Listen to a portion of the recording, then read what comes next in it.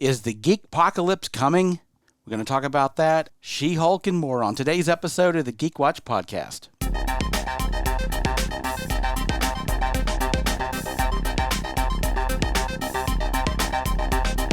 This is the Geek Watch Podcast with Brian Hatcher and Mandy Petrie.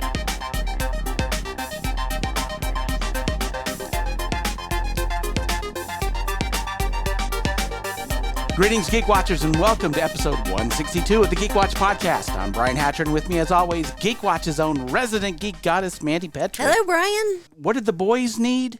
Apparently Negan. Yeah, and the comedian.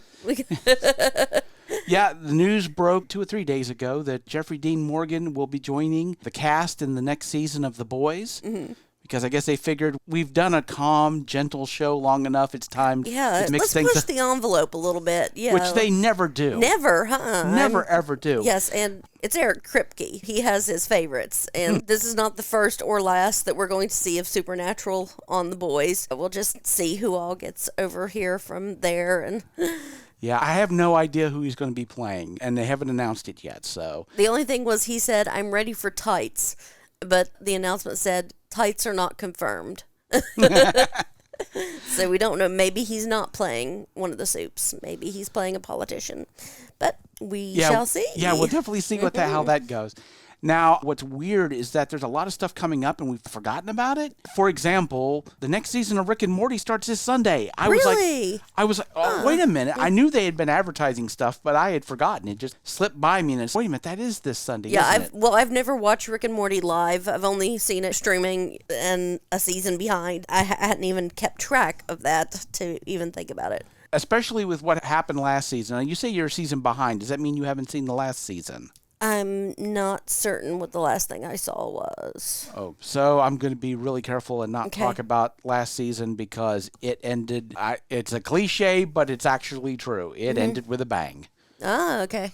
They literally wiped out most of the stuff of the show that we've gotten used to is pretty much all gone now. They've changed a lot about it and like I said, I don't want to spoil anything for you, but because of a lot of other things that are happening in entertainment, we'll just say it makes sense that they would do this.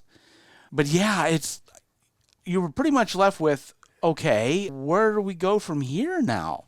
Okay. And even more so than when Rick was sent to prison. You're like, where's this going to go? No, they really ended the season. It was crazy. It was absolutely crazy, and I just did not expect any of it. And it certainly did leave a big question about where do you go from here? Okay. And it's something when even at the end they had Mr. Poopy Butthole going, wow, that was some episode, wasn't it? Now, of course, I did read an article saying that the producers and the writers of the show are saying we're not doing these 3 to 4 year breaks between series anymore. We're going to do one a year now. Okay. So I guess we're going to get it more Fast and Furious, but I guess we'll find out. But we got that coming up, and The Walking Dead's here pretty soon, too.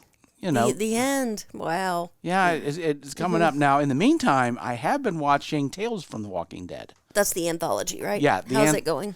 Well, I have seen the first 2. I think there's either 1 or 2 more left. I don't know if they've released episode 4 yet. One thing I will definitely say is when I started watching it, I felt it was going to be interesting to see that world and see other people in it and tell these anthology stories. But I was wondering just how different can you make those stories? And then I saw episode 2 with Parker Posey in it. And I was like, oh, I didn't expect this at all. Because it does take place in the Walking Dead world, but it's not a typical Walking Dead story. Okay. Without going into too much detail or spoilers, it was very much a Edge of Tomorrow, Groundhog Day plot. Huh, okay. So it's living the same moment over and over yeah. and trying to get it right. And the only supernatural thing that we've ever dealt with in The Walking Dead has been zombies, and that's it. Yeah. Everything else is played absolutely real. Yes. But now we have this different element that's been introduced in this second episode. I can see where some people would be like, dude, that's not what The Walking Dead is. Yeah. You know, but I really did enjoy it, and I'm going to be curious to see what they do with the story going forward with these anthology stories. the fact that they've opened up the types of stories that they can tell, there's really no limit. My biggest concern going into it was just how far can you go with these stories? After a while, you're going to... Cozy catastrophes over and over again. Yeah, it's like, how many times can you tell that story and it stay interesting? But if you open up the world to different things like this, that does give you more opportunities to tell stories. So I am going to be curious to see where they go from here. So Definitely. But yeah, lots of things to look forward to. And also, movie-wise, Spider-Man is coming back to theaters. Oh, yeah? So we've got Spider-Man No Way Home coming back with more footage. Oh, okay. It's been an expanded version. And apparently, and I stopped reading when I saw this because I didn't want to be spoiled, but apparently there's a new end credit scene in it as well. Ooh, okay. So they're adding some extra stuff to it. Mm-hmm. Okay. That has me intrigued. But I do want to talk to you about She-Hulk. And we're going to probably want to talk more about episode 2 because you hadn't seen episode 2. Yes. Mm-hmm. We record on Thursdays, and I get up early in the morning to watch. So I figured because of our schedules, you just simply don't have... Yeah, sometimes I can watch it at lunch. Yeah. You know, if I'm sitting at my desk eating, I can watch it while I do lunch. And sometimes I do, but I didn't get to yet. That's the thing, too, is I was almost tempted, especially with episode 3, if I should just, before we record, put you in front of the TV and have you watch it. But the truth is, unlike myself, you have a life, so we have to hurry up and get this part of it done. Episode 3, oh my God, so that's and that is all I'm going to say, because anything else would be a spoiler. Well, I imagine because episode 2 did land on that cliffhanger. Oh boy. Yes, and yes, we get to see the parole hearing. We'll say that's the A plot. Okay. And I'm using the term A plot not just because I'm a writer and no screening. There's a reason based in the story, which is hilarious. But we get a really interesting B plot as well. And we're starting to develop the overall story because something happens toward the end where we're like, oh, okay, now we're starting to see where the big picture is starting to come in. A really big picture plot point comes in. Okay. And so that was interesting. But let's talk about episode 2. What did you think? As much as reality is in this world, that's exactly what would happen. Oh, you're bad for our appearance, our image, so we can't keep you. And so then you have to go and work for basically your enemy. So I really love that growth she's having to go through. That's exciting to see. Oh, yeah. You're starting to see development in this character where the She-Hulk part of her is becoming more important now. Because now she has to walk around as She-Hulk. And part of her job now is being the She-Hulk. She's like, I can't be She-Hulk. I've got this job. Now her job depends on her being She-Hulk. So that has become an issue. And of course, with episode 3, that's starting to develop even more. And there's a lot of things developing. And I think stuff we've talked about, how Jennifer Walters is, how her arc is going to change from wanting to be more Jennifer Walters and then as things go about being more dependent on She-Hulk, identifying more as She-Hulk than she does Jennifer Walters. And there's going to be that development and, of course, having to deal with that situation. And, yes, I cannot wait to talk to you about episode 3 because a lot of stuff happens. Okay. That's really all I can say about it. Okay. A lot of stuff happens. I wanted to talk to you about something, and this is something that I've brushed up against a few times with you. I think I even maybe discussed this a little bit with Kevin one time when he was sitting in for you. And most of the times I've either heavily edited things that I've said or completely deleted them because I think I was in the process of trying to figure this stuff out, and I think I still am. But if you don't mind being my therapist for a few moments. Okay. Because I think a lot of this has to do really with you as well. Okay. I must have just be really non-observant because I don't even notice when you edit out stuff.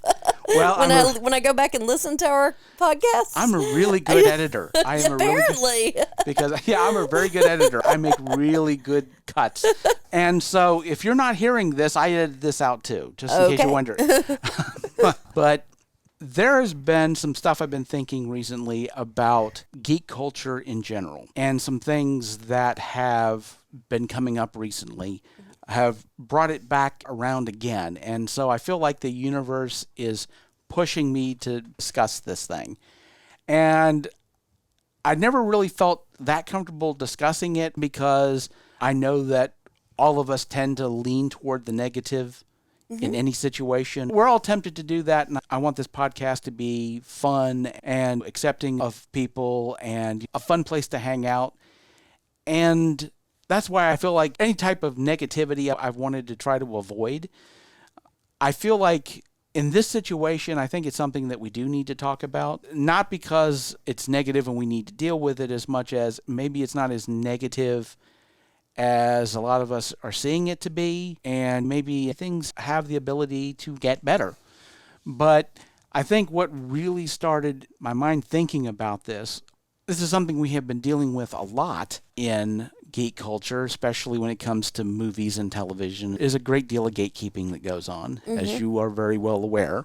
Yep. And when you're looking at She-Hulk, there's been a ton of it. I'm not even going to go into what they were complaining about because we all know exactly what they've been complaining about. There is a reactor on YouTube. The channel is called Fictional Darling. Her name's Jen, and she does reaction videos to different shows, a lot of the Marvel shows. And she is a breath of fresh air. She's a fun reactor to watch. She's one of my favorite reactors on YouTube. And she's been doing reviews of She-Hulk. And for the first time ever, she posted a video discussing some of the negative comments that she got in her comment section about She-Hulk. And it was like a 30-minute video talking about all the negative comments that were showing up about She-Hulk in her comment section and negative comments that were directed to her. And so once again, here we are. And this has been something, obviously, that's been going on for a long time. What also had me thinking about this again, I read an article in Variety yesterday about how Warner Brothers deeply regretted putting out the Snyder Cut. An insider, they didn't say who they were, but they said that there are people inside Warner Brothers that are saying we never should have done it. It cost us a bunch of money that we're never going to get back, and the fan backlash was ridiculous. Which is weird because you're like, this is what the fans wanted. Yes, it was what they wanted.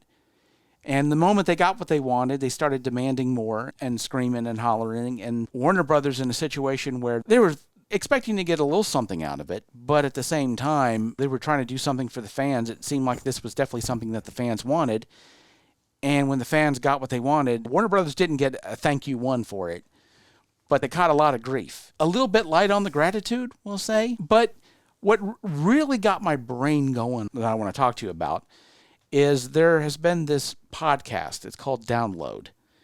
And it's about Ain't It Cool News. And I don't know if you know what Ain't It Cool News is. Nope.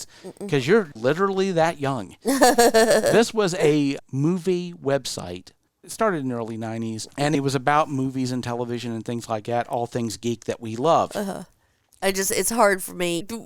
I grew up in a poor county. The internet didn't exist before 96 to me.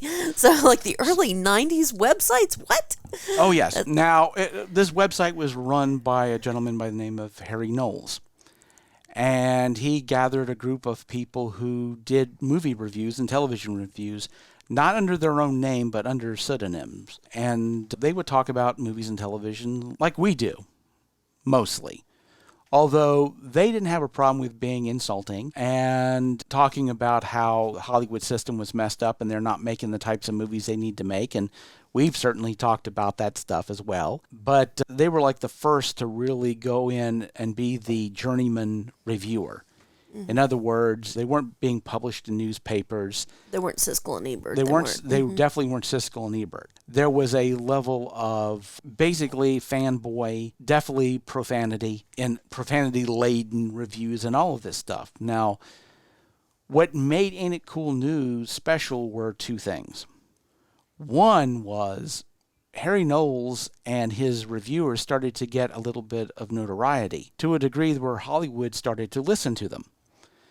And they actually did, in fact, affect movies with their reviews. The Batman and Robin movie, ask anybody involved in Hollywood, they will tell you that a lot of the issues with Batman and Robin came from the fact that Ain't It Cool News was saying nasty things about it. Now, this was before the movie was released. Harry Knowles had what he called spies in Hollywood, and he very often got copies of scripts of movies that were being produced that hadn't been released anywhere.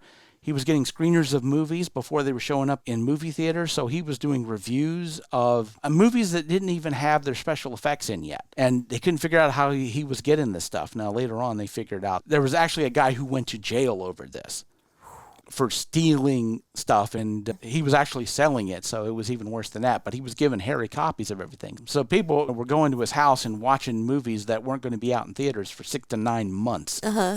And if you ask Guillermo del Toro, there were films that he made that would never have gotten greenlit if it wasn't for Harry. So there was good things that were done, and some of the things he said about the Hollywood system, it wasn't wrong. And so for a while, he had a good deal of influence.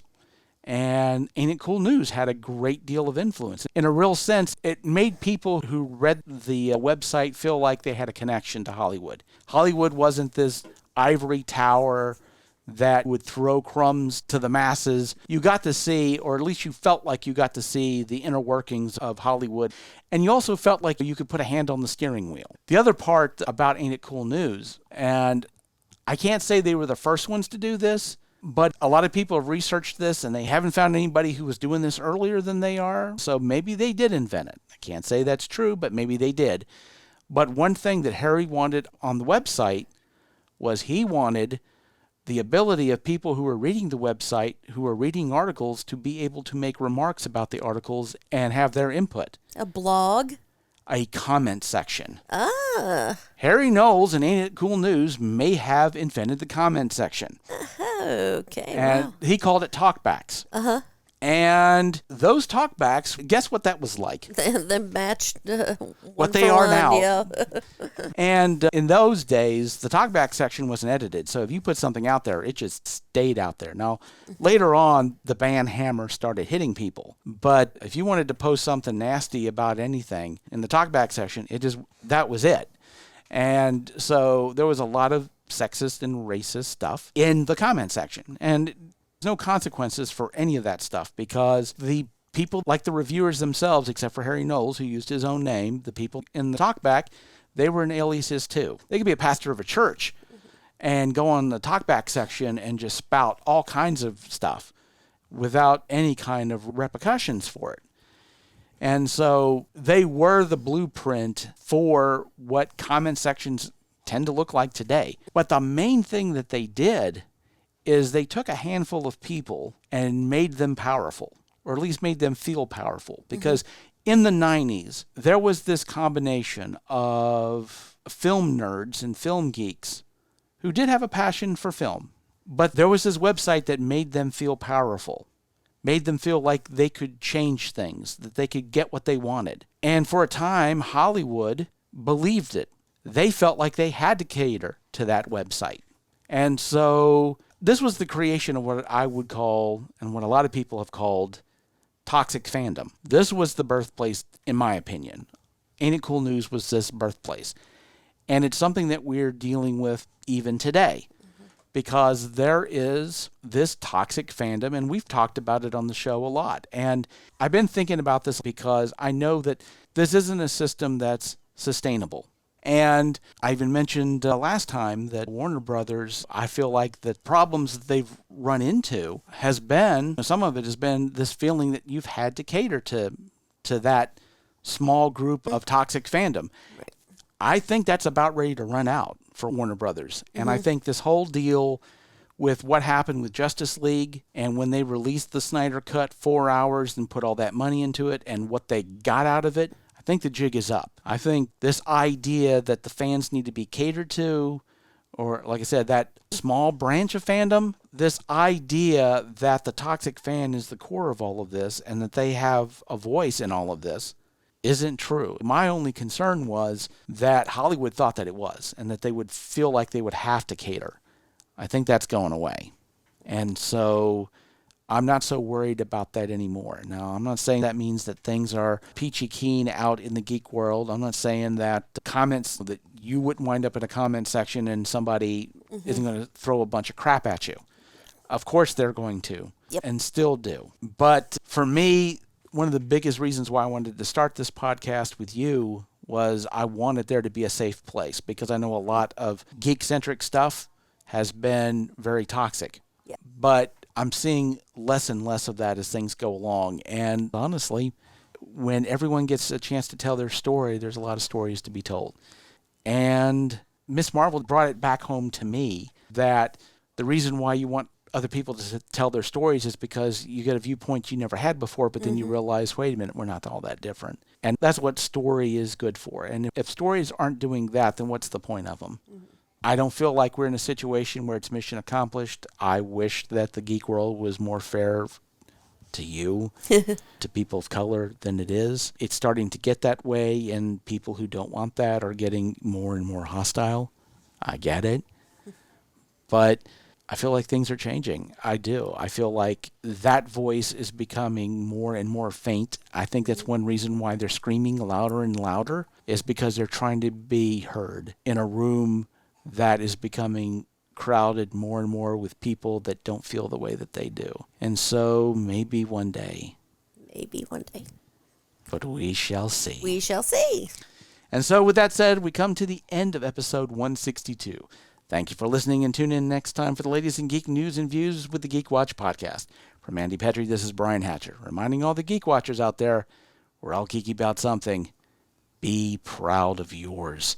See you next time. Thank you for listening to the Geek Watch podcast. If you enjoyed this program, don't forget to like and subscribe on your preferred platform and share this podcast on your social media.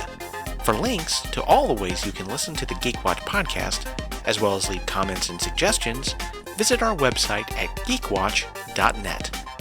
The Geek Watch podcast is a Hanging J production.